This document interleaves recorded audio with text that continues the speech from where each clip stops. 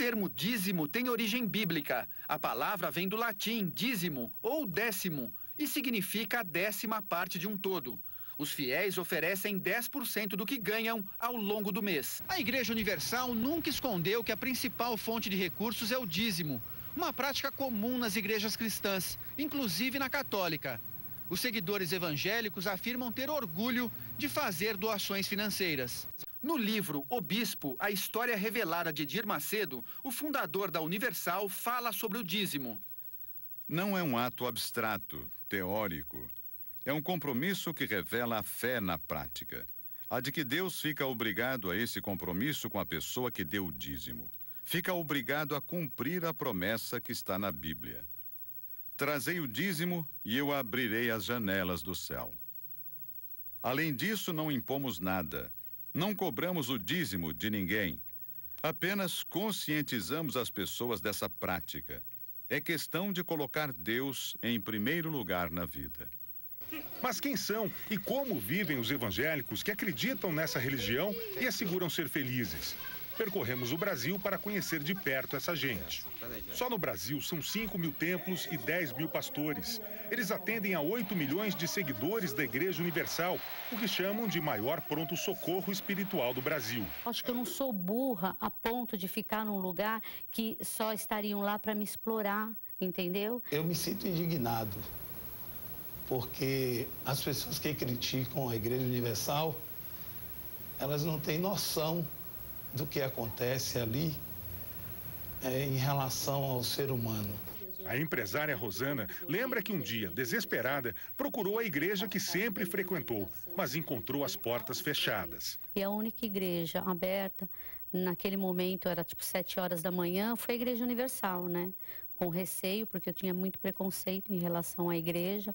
Eu achava que a Igreja Universal realmente era um antro de ladrões, entendeu? Era essa imagem, né, que me vendiam e essa imagem que eu tinha da igreja, né? Rosana conta que a família estava arruinada, mas 7 anos depois, veja só a vida que tem. Varanda com vista para o mar, num confortável apartamento em Santos. Ela é uma dizimista, pessoa que dá parte do que tem para a igreja. Se eu doei, foi porque eu quis. Se eu ofertei, foi porque eu quis. Dízimo é um compromisso meu com Deus, é bíblico. E no caso dela, parece que a prosperidade não parou. O novo apartamento está quase pronto. É 3 vezes maior do que onde vive hoje com o marido e os 3 filhos. Hoje eu me vejo assim, como uma pessoa restaurada pelo poder de Deus. Outro que atendeu a um chamado foi Nivaldo. No dia que eu estava disposto a pular do 12º andar do prédio que eu morava, eu não sei por que eu liguei a televisão e tinha um pastor da Igreja Universal.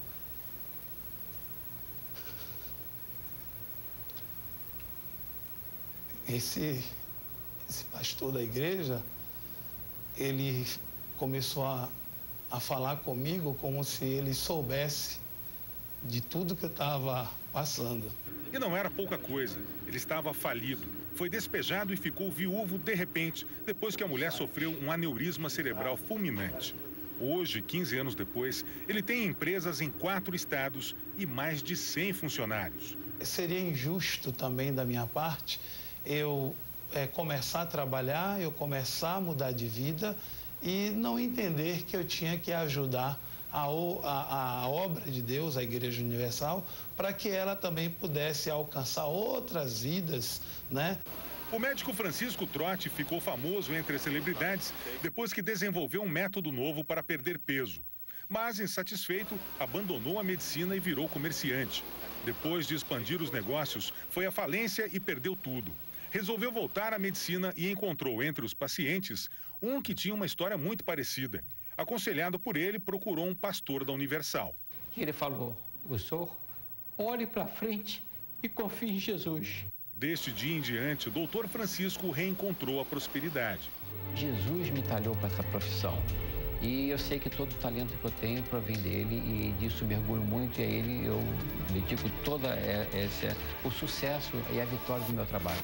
Vitória que chegou para Claudete quando ela deixou de ser garçonete nos Estados Unidos e arriscou a sorte no ramo de alimentos. Virou uma espécie de banqueteira e já serviu até o presidente na Casa Branca. De uma maneira ou outra, Deus ajuda. ele abre as portas, ele dá condição e a gente está conseguindo. Medalha de ouro no PAN do Rio, Juarez dos Santos cresceu na igreja evangélica. Através do esporte, conheceu o mundo, mas sabe que sem fé não teria ido a lugar nenhum. Do momento que a gente pratica a fé, né, bem praticada, bem depositada em quem você deposita, aqui fora vai ser consequência daquilo que você apresenta lá. Então, assim, tudo vem correndo na medida certa. Carlos Alberto saiu do interior do Rio Grande do Sul para arriscar a vida na capital do estado. Camila lutava contra a dependência química. Quem vê essa padaria enorme não imagina de onde a família Quadri partiu. A gente é muito feliz, a gente está completamente realizados, satisfeitos na Igreja Universal, porque foi ali que a gente encontrou uma transformação para a nossa vida.